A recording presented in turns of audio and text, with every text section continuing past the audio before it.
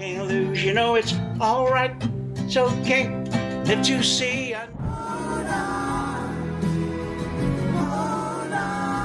At the age of 51, Stephen Gibb revealed everything that the public and fans had been very interested in for a long time. It was now clear what his real relationship with Barry Gibb was like, what part he played in the Bee Gees' impact, and what problems had been building up inside the group. Stephen Gibb was born in London in 1973, when the Bee Gees were at the top of their game.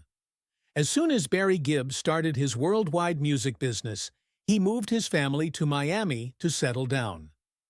Stephen Gibb is the oldest of Barry and Linda Gibb's 5 children. He was born into a famous singing family where his father and uncles were famous for their success and impact on culture. Stephen was formed by the traditional values of the Gibb family from a very young age. Family values and job status were the most important things to him in everything he did. Barry Gibb tightly controlled the media space around his kids and kept them away from entertainment almost entirely until they were adults. As a teen, the reporters weren't allowed to talk to Stephen, and any pictures of him were carefully chosen. Each family member was meant to be a stable link in the chain, not a way to get respect from other people. Stephen listened to recording sessions and watched shows in this setting, where people were very serious about their music. It wasn't up to them to learn from what Barry, Robin, and Maurice said. It was clear. Along with general studies, music education became an important part of schooling. Even so, that exposure made them feel like they had to live up to the standards of the previous group. Stephen grew up in a house that was famous all over the world, but that didn't mean he had a lot of nice things. The Gibb family did not want the Gibb name to be used for personal gain. Stephen was never really comfortable around other people, even when he was an adult. This was because Barry Gibb raised his kids very strictly. He didn't want to deal with the public or his personal life by accident. It was because of how his family disciplined him. Still, Stephen was the only brother who clearly showed singing talent from the start. He had a lot of real-world experience with studio methods and early live performance skills. The Gibb family had a strict method for managing their reputation, their money, and their children's careers. Everyone had a clear job to do, but Stephen was seen as the most important person in keeping the new generation's music going. Because of this, there were strict rules about how to act in public, and Stephen had to find a balance between what his family expected of him and his own goals. Stephen's upbringing didn't happen by itself. The way roles were split up in the family affected his relationship with his brothers, especially Ashley and Travis. Stephen was the leader and was in charge of the next musical image of the Gibbs family. His brothers chose to keep to themselves. The attention was on him, which led to a buildup of pressure that lasted for years.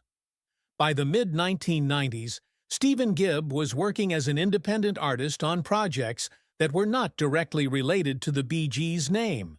This choice wasn't made by mistake. It was part of a plan to separate himself from direct comparisons with his father and uncles and create a unique musical image. In the beginning, he played in hard rock and heavy metal bands, like 58, a project he worked on with Nikki Sixx, the son of Motley Crue, and later Black Label Society, a band whose stage presence was praised by reviewers. Stephen's family thought he would directly carry on the Bee Gees' pop and disco heritage, but he chose to go his own way in such a unique musical environment. This showed how independent and clear-minded he was. During this time, Stephen liked playing live, recording on a small scale, and putting out limited numbers of albums. He also avoided any overtly commercial marketing. He refused to take part in public events related to the Gibb brand, even when they were asked to work together on big family events. Finally, after Maurice Gibb died in 2001 and the Bee Gees went through some changes, Barry Gibb started to talk to his son Stephen about working with him on legacy projects. The artistic project that the father and son were working on together slowly came together. Stephen started to appear in Barry's solo shows in 2004, and did so in a limited and creative way at first, mostly playing lead guitar and making songs with them. As of 2010, Stephen was still involved with Barry Gibb's shows, especially in Australia, the UK, and the US. He also helped with technical issues and oversaw the production of some of Barry's special shows, like the Glastonbury concert and Bee Gees tribute events. During this time, both sides came to an agreement on how to move forward. They kept their own structures while still having official ties to some family brand operations. Greenfield's The Gibb Brothers songbook, Vulnerable One, a country project with singers like Dolly Parton, Jason Isbell, and Keith Urban, was a big moment in Stephen's career in 2020. He produced and performed on it. Stephen was an important engineer in designing sounds, mixing them, and recording them. Stephen's first global work with the Gibb family, the album went to #1 in the UK and was a big hit in the US. Since 1995, Stephen Gibb hasn't put out any music under his own name. This choice shows how he planned to escape any image problems that might hurt the Bee Gees' legacy. In the work world, he likes to keep his freedom, but he is willing to help with technical aspects of important family projects. This helps keep the balance between the two groups, independent artists and the new wave of Gibb music reps. Stephen Gibb is seen as both a high-tech artist and the only real link between Barry Gibb and the next wave of Bee Gees members in the year 2025. Because of this job, he is able to talk about things that were previously private in public. This makes it possible for previously unknown facts about the Gibb family to be made public. The truth is not shown. Stephen Gibb's work in the family music system was shaped not only by his professional skills, but also by decades of power dynamics and strong conservative beliefs. Every choice the Gibb family made about music, money, and their public image was based on global brand standards. There was no room for disagreement or deviation. Stephen was put under a lot of pressure from the moment he started working directly with Barry Gibb because of the way things were set up.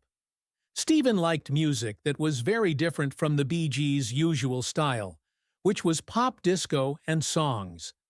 This caused problems in the family. People thought that his switch to hard rock metal and other more technical styles didn't fit with the direction of the brand. Many projects were put on hold because of different ways of thinking about music. Stephen started a number of projects as a producer, but they were put on hold in the pre-production stage because they didn't have enough internal support.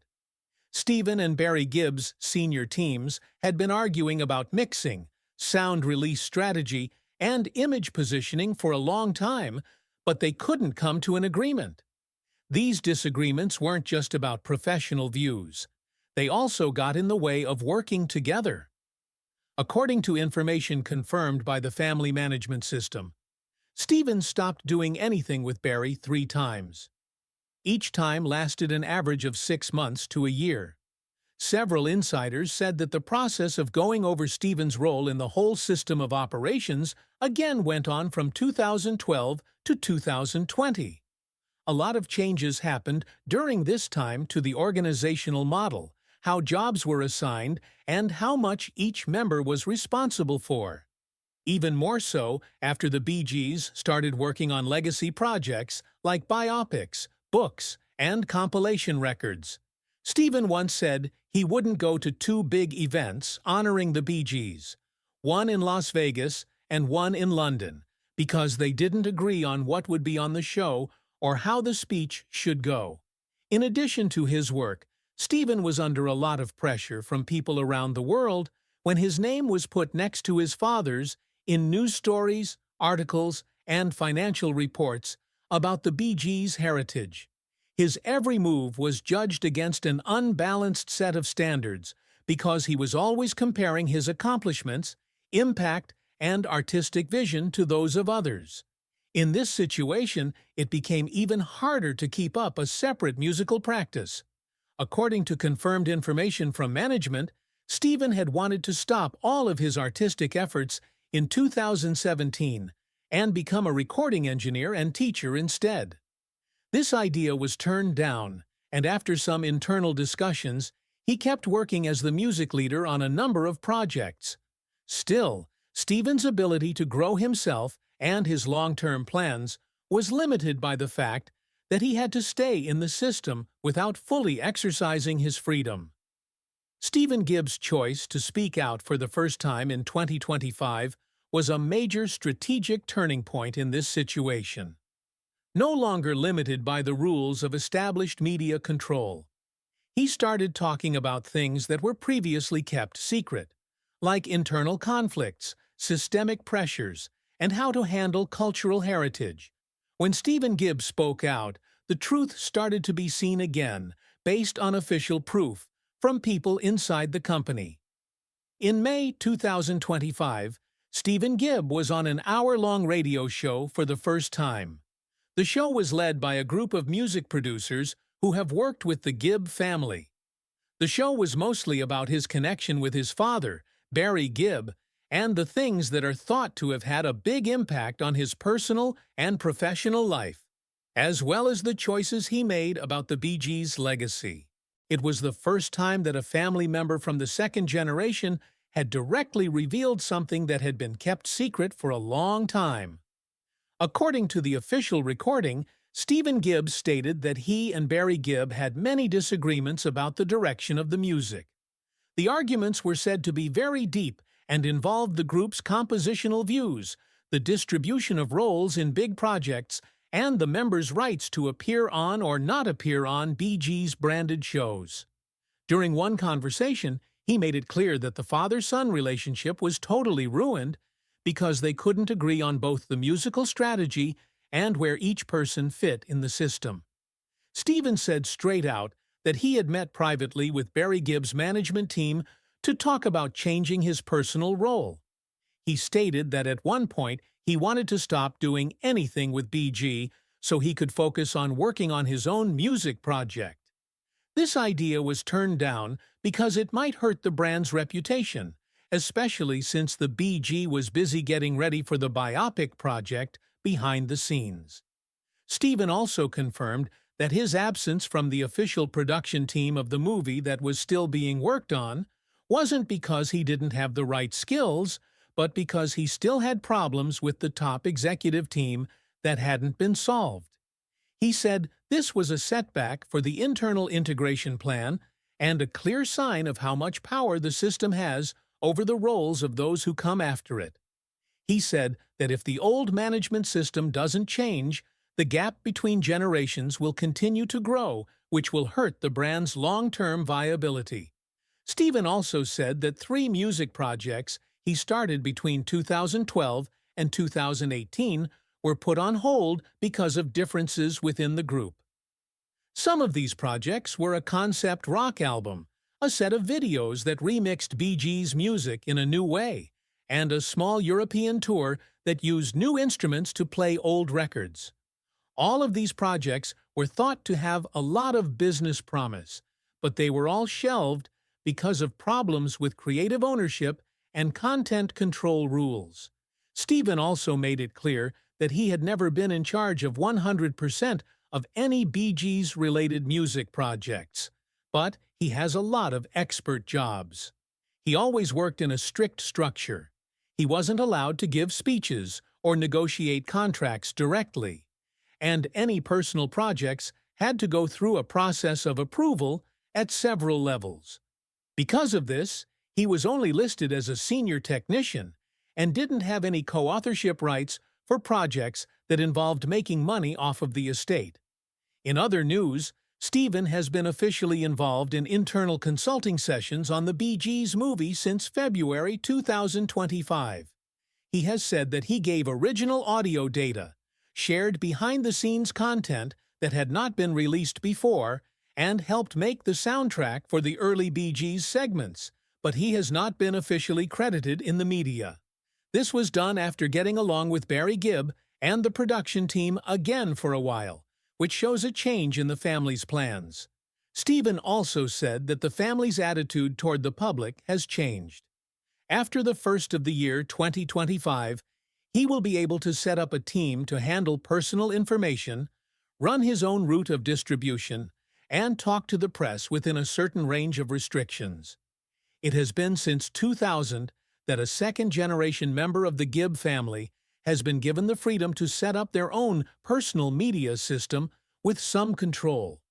This is seen as a sign that the family is okay with adding more control systems to help them deal with the new situation. People who knew him saw his public confession after almost 30 years of silence as a clear change in the family's process of rebuilding.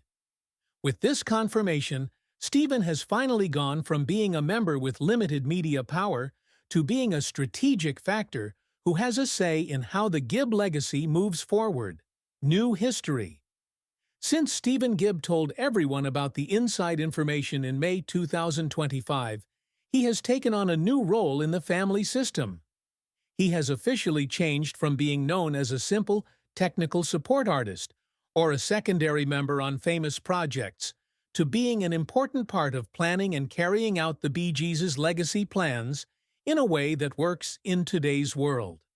Stephen's choice to take over creative duties starting in the second quarter of 2025 shows a big change in how jobs are shared between generations. The executives behind Paramount's Bee Gees biopic project have confirmed that he has been asked to join the Independent Music Content Advisory Group. As a member, he will have access to the family's archives and full control over the original music for the film's post-production. These are the first top professional roles that a second-generation member has held that have had a direct effect on the brand's products. Stephen set up his own technical unit in addition to his consulting work. This unit offers mixing services, keeps music materials safe, and helps new artists access the standard Bee Gees harmony style. Under the financial support of the Gibb Family Foundation, this unit works on its own, separate from Barry Gibb's main production team. This is seen as the first step toward giving the next generation more control over arts and culture. Stephen has started making a set of online music programs that will focus on deep study of the Bee Gees' most important recordings from 1967 to 1989. These programs will help him grow as a person. Producers who have worked with the Gibb family before will work on this show, which will be available on its own digital site. The goal is to come up with the same mixing process, studio tricks, and business decisions that made the Bee Gees a worldwide music phenomenon.